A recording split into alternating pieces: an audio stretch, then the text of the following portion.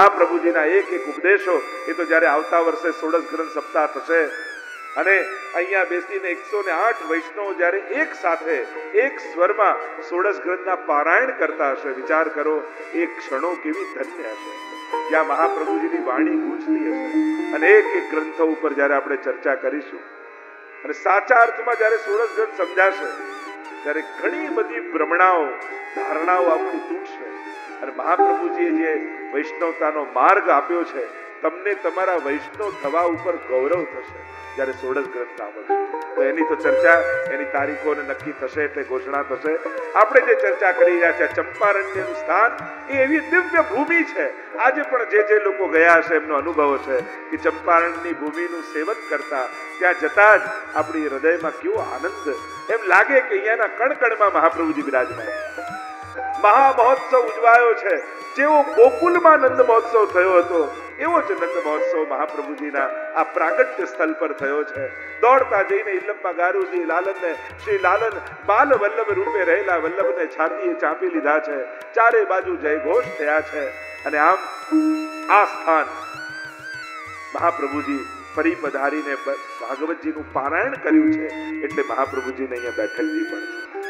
એ બેઠકજીમાં આપણે વંદન કરીએ, ધોતી ઉપરના જારી ચરસ્પર્શ કરીએ. એ સ્થાન એવું દિવ્ય સ્થાન છે.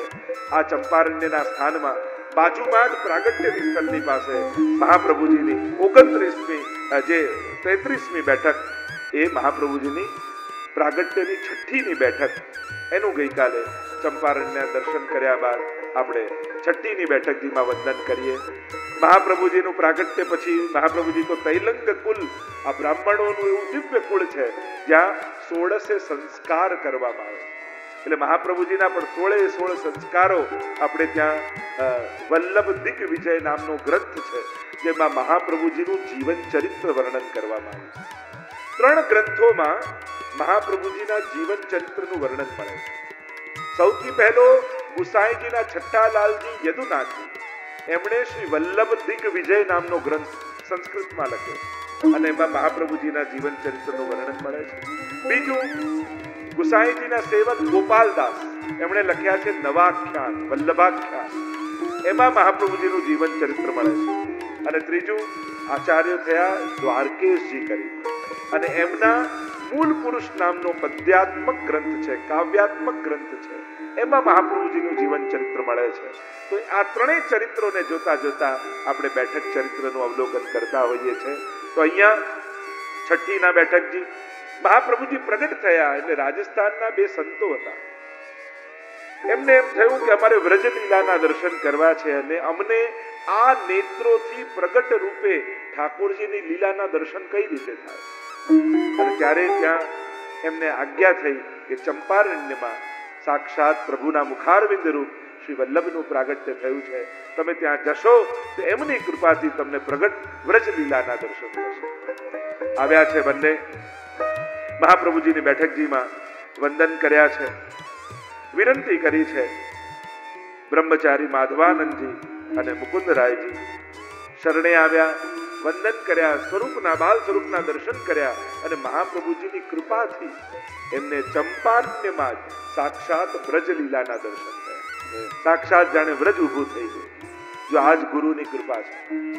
2 અંતરાયો દરેકને લાગેલા છે, એક અંતર અને બીજો અંતરાય.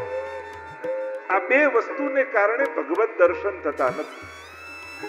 આપણે ત્યાં પુષ્ટિ માર્ગમાં એમ નથી માનતા કે મર્યા પછી ભગવાન મળશે કે ભગવાન મર્યા પછી દેખાશે. ના, આપણે ત્યાં તો વારે ઘડીએ એ જ વાત આવે છે, જીતા જીવંત આજ આંખેથી આપણે ભગવત દર્શન કરીને જવું છે. આપણે ત્યાં મર્યા પછી ભગવત પ્રાપ્તિની વાત નથી, જીતા જીવંત અનુભવની વાત. અને આજે પણ અહીંયા બેસેલા કેટલા લોકોના પ્રગટ અનુભવ છે કે જેને પ્રભુની કૃપાના દર્શન કેટલા પ્રકારના અનુભવ થયા છે. આપણા માટે ભગવાન એ કોઈ કલ્પનાનો વિષય નથી કે એને સાબિત કરવો પડે, એને લોજિક આપવા પડે. આપણા બધાના નાના મોટા અનુભવો છે. અહીંયા બેસેલા દરેકનો નાનો મોટો કોઈક ને કોઈક એ મહાપ્રભુજી માટેનો હોય, ઠાકોરજી માટેનો હોય, યમુનાજી માટેનો હોય, વ્રજનો હોય, ગિરિરાજજીનો હોય, કોઈક ને કોઈક અનુભવ આપણા બધાનો. એટલે પ્રભુ આપણા માટે પ્રત્યક્ષ અનુભવ રૂપ. કલ્પના રૂપ નથી. પુષ્ટિ માર્ગની એ વિધા છે, આ જ દેહમાં ભગવત દર્શન કરે. બાકી તો ધ્યાન માર્ગમાં આપણે બધા કહે આંખો બંધ કરો ને આમ કરો પેલું કરો, અંદર જાઓ અંદર જવું ક્યાં? હરિરાયજી તો કહે છે કે હાડ માંસની કોટડી ને ભીતર ભરી ભંગાર. આ તો પેકિંગ સારું છે, બાકી અંદર કાંઈ જોવા જેવું નથી. અને અંદર જ જોવું હોત તો બહાર જોઈએ એવી આંખો શા માટે ઠાકોરજી આપે? જો અંદર જ સાંભળવું હોત તો બહાર સાંભળીએ એવી કાન શા માટે આપે? આપણે તો સાકાર બ્રહ્મવાદી, આપણે તો એ શ્યામ સુંદરના સુંદરતાના મધુરતાના અનુભવ કરવા છે. આ નેત્રોથી એને નિરખવો છે, આ કર્ણથી એની વેણું સાંભળવું છે, આ જીવાથી એના અધરામૃતનો આસ્વાદ કરવો છે. આપણે તો હાથના સ્પર્શથી એને ગોદમાં લેવો છે. પુષ્ટિ ભક્તિની તો આ સફળતા છે. જે રીતે વ્રજ ભક્તોએ કૃષ્ણને માણ્યો એ રીતે માણવાનો માર્ગ એટલે પુષ્ટિ માર્ગ. આ સીધી સાદી ભાષા. જે રીતે વ્રજવાસીઓએ કૃષ્ણનો આનંદ લીધો એ રીતે આનંદ લેવો, એ વિધાનું નામ પુષ્ટિ ભક્તિ. બસ એ રીતે જ્યારે આનંદ માણશો ત્યારે આ જ દેહથી ફળ દશાનો અનુભવ કરશો. તો મહાપ્રભુજીની કૃપા. તો બે અંતર અને અંતરા. અંતર 3 પ્રકારના હોય. હમણાં બહુ વિસ્તાર નથી કરતો, પણ જેમ સમયનું અંતર હોય, હજારો વર્ષ પહેલા પ્રભુ થયા હવે કેમ અનુભવાય, યા સ્થાનનું હોય, આપણે અહીંયા છીએ વ્રજ ત્યાં છે. તો શું ભક્તિ માર્ગમાં ભગવદ અનુભવમાં સમયનું કે સ્થાનનું અંતર અસર કરે? તો કે ના. તો અંતર નથી નડતું તો અંતરાય નડે છે. આપણા કર્મોના અંતરાય હશે. અનેક કર્મો કરતા કરતા આવ્યા અને કર્મો ના કાળ, કર્મ અને સ્વભાવ આ 3 બંધન માનવામાં આવે છે. તો એનું છે તે દૂર કેમ થાય? તો કે ગુરુ કૃપા દ્વારા અંતર અને અંતરાય બંને દૂર થઈ જાય. અને એનું પ્રગટ પ્રમાણે વલ્લભાખ્યાન છે. 9 વર્ષના ગોપાલદાસ ગુસાઈજી પાસે આવ્યા છે. ગૂંગા છે, બોલી પણ શકતા નથી. અને ગુસાઈજીની કૃપા થઈ. જે બોલી શકતું નથી એ વેદ વેદાંતોની ગાથાને ગાય. ગુસાઈજી પ્રગટ થયા એ ક્ષણોને ગાય. પોતે તો બાળક છે. આટલા વર્ષ પૂર્વ ગુસાઈજી પ્રગટ થયા એની કથા કહી રહ્યા છે. આ પોષ મધ્યાને એની આંખની સામે લીલા દેખાય. મહાપ્રભુજીના ચરિત્ર ગાય છે. અને હજી ગુસાઈજીના જે લાલજીઓ નથી થયા એ ભવિષ્યની કથા પણ ગાઈ રહ્યા છે. કૃપા થાય તો ભૂત ભવિષ્ય એ બંને વર્તમાન બની જાય. નૈનન પ્રગટ લીલા દિખાવે. જે થવાનું છે, જે થઈ ગયું છે એ આંખની સામે થવા લાગે. આને કહેવાય કૃપા. 9 વર્ષના ગોપાલદાસ. છઠ્ઠીની બેઠકજીમાં મહાપ્રભુજીના છઠ્ઠીનો ઉત્સવ મનાવવામાં આવે. જો આપણે ત્યાં 6 દિવસ થાય ને બાળકને ત્યારે છઠ્ઠી પૂજન કરવામાં આવે. ઠાકોરજીને પણ જન્માષ્ટમી સમય છઠ્ઠી પૂજન થાય. વૈષ્ણવ એ સમસ્ત જે સનાતન વૈદિક ધર્મને માને છે એને આ બધા વિધાનો કરવા જોઈએ, પાળવા જોઈએ. આપણે ત્યાં આપણા ઉજવાતા પ્રસંગો અને પ્રસંગો લૌકિક રૂપે આનંદ પ્રમોદ થાય તો બહુ સારી વાત છે, થવું જોઈએ. બહુ સારામાં સારી રીતે ઉજવવા જોઈએ.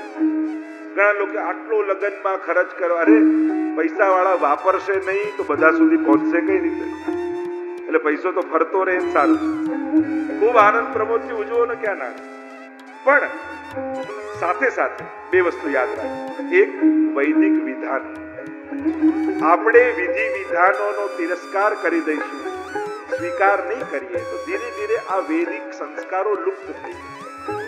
ભલે થોડું કરો પણ વૈદિક વિધાન બ્રાહ્મણને બોલાવીને કરો. વેદ મંત્રો દ્વારા આશીર્વાદ ગ્રહણ કરો, જેથી આપણા આ બધા સંસ્કારો જીવંત રહે. અને બીજી વાત, જ્યારે પણ સારો પ્રસંગ હોય ત્યારે ઠાકોરજીને પહેલા યાદ કરો. પ્રભુનો મનોરથ કરીએ, પ્રભુને દંડવત કરીએ, પ્રભુનું સ્મરણ કરીએ, ઠાકોરજી સંબંધી કોઈ મનોરથ કરીએ. આ રીતે આપણા પ્રસંગો ઉજવવાનો પ્રકાર એ આપણા માર્ગમાં છે, આપણી સંસ્કૃતિમાં છે. એટલે જ્યારે પણ આપણે ત્યાં કોઈ સારો પ્રસંગ આવે સૌથી પહેલા ઠાકોરજીને યાદ કરવા. બીજી વાત, આપણે ત્યાં કોઈ પણ બ્રાહ્મણ જે જાણકાર હોય વૈદિક વિધાનના કંઈ પણ વિધિ જરૂર કરાવવી. જ્યારે આપણે વિધિ નથી કરાવતા ત્યારે બ્રાહ્મણોનું પોષણ નથી થતું તો એ વેદ ભણવાનું છોડી દે છે, અને છોડી દે છે તો વેદો લુપ્ત થઈ જાય છે. એટલા માટે વિધિ વિધાનો કરવા, જ્યાં જ્યાં બ્રાહ્મણોના સંસ્કાર કેન્દ્રો આદિ ચાલતા હોય ત્યાં પણ આપણે જે પણ સહાયતા જેથી બ્રાહ્મણો વેદને ભણે એનો પ્રયાસ આપણે કરવો. આ પ્રકારના વિધિ વિધાનો આપણા જીવનમાં થોડું ઘણું પરિવર્તન કરી અને આ બધું જો સ્વીકારતા રહીશું તો આપણું જીવન કરે છે. ધર્મની ગ્લાનિ કેમ થાય છે? કોઈ આસુરી વૃત્તિઓ ધર્મની હાનિ નથી પહોંચાડતા, પણ સમાજમાં સજ્જન લોકો ધર્મના વિધિ વિધાનોને પડતા મૂકી દે ત્યારે ધર્મની હાનિ થાય. આપણે પ્રભુને યાદ ન કરીએ, આપણે વિધિ વિધાનોને સ્વીકૃત ન કરીએ તો આની હાનિ થવા લાગે. એટલે આપણે લોકોએ જ આમને જીવંત રાખવાનું છે. આપણા પ્રસંગોમાં આ બધું વણી તો મહાપ્રભુજી પોતે આચાર્ય છે એટલે છઠ્ઠી આદિનો પ્રસંગ મહાપ્રભુજીના જીવન ચરિત્રમાં એવી પ્રસંગ આવે છે કે મહાપ્રભુજી વેદાભ્યાસ કરવા માટે પધાર્યા છે, મહાપ્રભુજી ગાયોની સેવા કરે છે. એવું કહેવાય પ્રાચીન સમયમાં બાળકની પરીક્ષા કરવામાં આવતી. બાળક નાનું હોય ને તો એની આગળ તરાજુ રાખે, પછી એક કાગળ અને ખડીયો રાખે, હથિયાર રાખે, સાવેણી આદિ રાખે, એવી જુદી જુદી વસ્તુઓ રાખે અને પછી બાળકને છૂટું મૂકવામાં આવે. અને એ જઈને પહેલી વસ્તુ જેને પકડે ત્યારે માનવું કે આ મોટો થઈને આવું કંઈક કાર્ય કરશે, એ વેપારી થશે, એ વિદ્યાભ્યાસ કરશે. કઈ રીતે કરે તો મહાપ્રભુજીના ચરિત્રમાં એવું વર્ણન આ બધું મૂક્યું અને મહાપ્રભુજીએ જઈને સૌથી પહેલા કાગળ અને ગ્રંથને પકડે.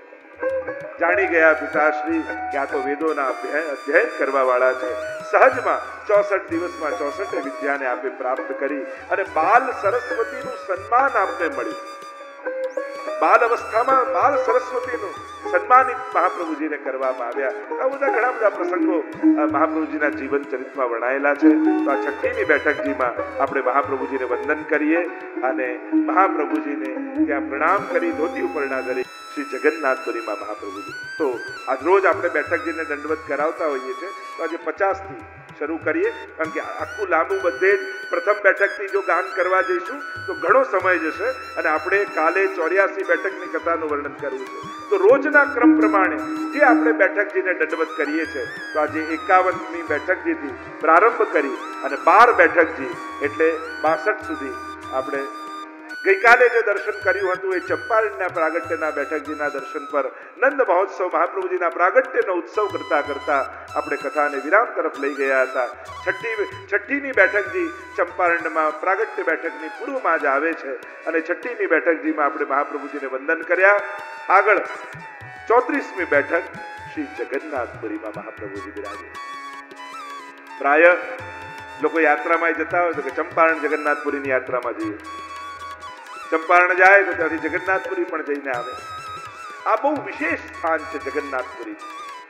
કારણ 4 ધામ જે ભારત વર્ષના હિન્દુ ધર્મના છે એમાંનું એક પ્રધાન સ્થાન એ જગન્નાથજી છે. અતિ પ્રાચીન મંદિર આ જગન્નાથજી છે. આપણા 4 ધામ ઉત્તરમાં બદ્રીનાથ, પૂર્વમાં જગન્નાથ, પશ્ચિમમાં દ્વારિકાનાથ અને દક્ષિણમાં શ્રી રંગનાથ. ઘણીવાર લોકો બાલાજી માનતા હોય છે કે રામેશ્વર કહેતા હોય છે, પણ જેમ 4 વિષ્ણુના ધામ છે 4 શૈવના ધામ છે. 4 જેમ કેદારનાથ, ભુવનેશ્વર, અહીંયા સોમનાથ અને દક્ષિણમાં રામેશ્વર એ મહાદેવજીના 4 ધામ કહેવામાં. એમ વિષ્ણુના 4 ધામમાં દક્ષિણમાં શ્રી રંગનાથ આવે, શ્રી રંગજી. તો આમ પૂર્વમાં જગન્નાથજીમાં જગન્નાથ ભગવાન બિરાજમાન છે અને જગન્નાથજીનું એ સ્વરૂપ અતિ પ્રાચીન મંદિરોમાંનું એક મંદિર છે.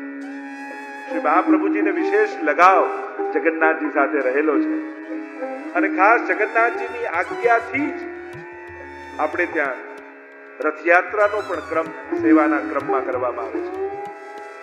મહાપ્રભુજી પધાર્યા જગન્નાથજીના મંદિરમાં દર્શન કરવા માટે. એકાદશીનો દિવસ હતો અને જગન્નાથજી જાઓ એટલે ત્યાં સખડી પ્રસાદનો વિશેષ મહાત્મ્ય કહેવામાં આવે. જો આપણે ત્યાં દૂધધર, અનસખડી અને સખડી આમ સામગ્રીને 3 પ્રકારમાં અને ચોથું જો ફલાર એમ પણ કહી શકાય, યા નાગરી જે શેકીને થાય. જુદા જુદા ભેદ માનવામાં આવે. જે દૂધથી જ બને એ દૂધગર કહેવાય, જે ઘીમાં શેકીને બને કેવલ એ નાગરી કહીએ છીએ. એ રીતે અનસખડી જે ઘીમાં ખાંડ અને લોટ આદિની વસ્તુ ભેગી કરી અને જે બનાવવામાં આવે એને અનસખડી કહીએ, જે મઠડી બુંદી આદિ. અને સખડી એટલે જેમાં અનાજ હોય, તેલ હોય, મીઠું હોય અને વરાળથી જેને બાફવામાં આવે એ બધા સખડીના ક્રમમાં આવે. એટલે આપણે ત્યાં સામગ્રીના આ સૂક્ષ્મ ભેદ અને એની પાછળ પણ જુદી જુદી ભાવનાઓ છે. તમે લોકો હવે 5 કોર્સ મીલ આવા જુદા જુદા ખાતા થયા. હમણાં પુષ્ટિ માર્ગમાં તો બહુ જૂના ટાઈમથી તમે ટેબલ પર ખાતા હવે થયા કે ડાઇનિંગ ટેબલ પર. પુષ્ટિ માર્ગમાં તો ઠાકોરજીને ભોજનની પાટ વર્ષોથી આવે. તમે ચમચીમાં હવે ખાતા થયા. આમાં તો 500 વર્ષથી જુદી જુદી ચમચો ઠાકોરજી આગળ મુકાય. અને કેટલું બધું ડિસિપ્લિન કે દૂધગર સકડીના હાથ અનસકડીમાં ન લાગવા જોઈએ, અનસકડીના હાથ દૂધગરમાં ન લાગવા જોઈએ, હાથ ધોવા જવું પડે. આખું એનો પણ ભેદ.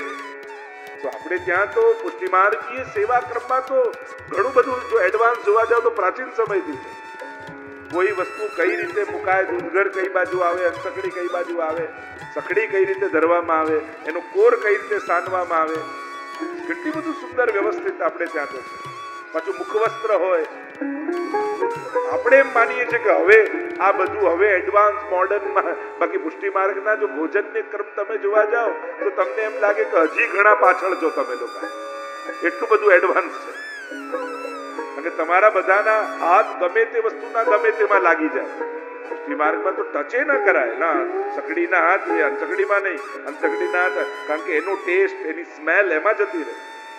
એટલું બધું ચોકસાઈ પૂર્વકની વ્યવસ્થા પુષ્ટિ માર્ગના 550 વર્ષોથી. લીલો મેવો પણ ધર્યો હોય તો કઈ રીતે સાજીને શણગારીને ધરાય. જો કાલે પણ મનોરથ કેટલો સુંદર હતો. સુંદર લીલા મેવાની કેવી સુંદર રીતે એને સજા કરીને ઠાકોરજી આગળ ધરવામાં આવે, કઈ રીતે હાથ ખાસા કરવામાં આવે. આખો કેટલો સુવ્યવસ્થિત ક્રમ પુષ્ટિ માર્ગ. આજે દુનિયાભરના મોટા મોટા શેફ ભલે હોય તો પુષ્ટિ માર્ગની સામગ્રીની તમે ગ્રંથો જુઓ ને તો ઘણી સામગ્રીના એવા નામ હશે કે એમને સાંભળ્યા નહીં હોય. ખાલી બેસન, ખાંડ અને ઘી મેળવીને કેટલી વસ્તુ બનાવી શકાય, મેદો મેળવીને કેટલી વસ્તુ બનાવી શકાય, એની કલ્પના ના. એવો ક્રમ પુષ્ટિ માર્ગની સામગ્રીઓનો ક્રમ. તો કેટલું બધું સમૃદ્ધ એક કલા રૂપે, એક સામગ્રી રૂપે આપણો પુષ્ટિ માર્ગ છે. તો ઘણી બધી ચર્ચાઓ એની કરી શકાય. અહીંયા આ ત્રણ તો જે વાત કરતો હતો મૂળ કે જગન્નાથપુરીમાં સખડી પ્રસાદ એટલે કે ભાતનો, દાળ ભાત ત્યાં શું કે 7 હાંડી કરે, હાંડિયાનો પ્રસાદ, અને અગ્નિ નીચે કરે.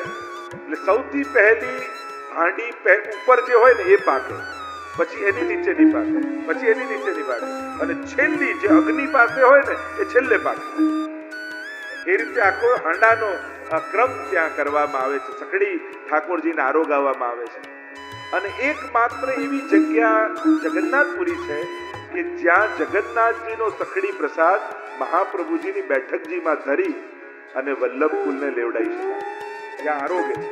કારણ કે ઠાકોરજી મહાપ્રભુજીએ પોતે સખડી પ્રસાદ જગન્નાથજીનો લીધો હતો. એટલે ત્યાં એકમાત્ર જગ્યા એવી છે કે ત્યાં મહાપ્રભુજી સખડી આરોગે. અને ઇતિહાસના ક્રમમાં પણ, બેઠકજીના ક્રમમાં પણ એવું છે, મહાપ્રભુજી ત્યાં પધાર્યા, જગન્નાથજી ભગવાનના દર્શન કરવા માટે પધાર્યા. પ્રભુ અતિ પ્રસન્ન થયા અને મહાપ્રભુજી ત્યાં ઊભા ઠાડા હતા. એટલામાં કોઈ આવી અને મહાપ્રભુજીના હાથમાં સખડી મૂકી ગઈ, પ્રસાદ મૂકી ગયો. અને હતો એકાદશીનો દિવસ. હવે એકાદશી કરી છે એટલે સખડી લેવાય નહીં અને ઠાકોરજીના પ્રસાદનો અનાદર કરાય. હાથમાં કોઈ મૂકી ગયું એને એકદમથી ના નથી, ભલે તમે લો ન લો, પણ એકવાર હાથમાં લઈને સ્વીકૃત કરી લેવું, એનું અપમાન ન કરાય. હવે એકાદશી છે, શું કરવું? તમને પણ એકાદશીના દિવસે કોઈ ઠાકોરજીનો સખડી પ્રસાદ આપી દે, એકવાર લઈને ભલે તમે મૂકી દો, રાખી લો. મહાપ્રભુજી તો સત્ય પ્રતિજ્ઞ છે અને આપણા બધા માટે એક આદર્શ સ્થાપિત કરનારા છે. એટલે એકાદશીના દિવસે સખડી ધરી તો ગયું. મહાપ્રભુજીને થયું શું કરું? જો મૂકી દઉં તો પ્રભુનો અનાદર થાય અને ગ્રહણ કરું તો એકાદશીનો ભંગ થાય. એટલે ઇતિહાસ એમ લખે છે, આખો દિવસ, આખી બપોર, આખી રાત મહાપ્રભુજી મંદિરમાં આ રીતે જ હાથ કરીને ઠાડા રહ્યા. અને આજે પણ જો ત્યાં પંડાજી પાસે જાઓ ને તો દિવાલમાં મહાપ્રભુજીના ઉંગલીના નિશાન છે આજે પણ, કે અહીંયા મહાપ્રભુજી ઠાડા હતા અને ત્યાં એ છાપ પડી ગઈ છે મહાપ્રભુના હસ્તે. આખી રાત્રિ ઠાડા રહ્યા અને પછી મહાપ્રભુજીએ બારસ લાગી ત્યારે સકડીનો પ્રસાદ ગ્રહણ કર્યો. આવા શ્રી મહાપ્રભુજી આપણને વિવેક શીખવાડે છે, આદર શીખવાડે છે. એકાદશી અને જયંતી વ્રત કરવાની મહાપ્રભુજીની આજ્ઞા છે.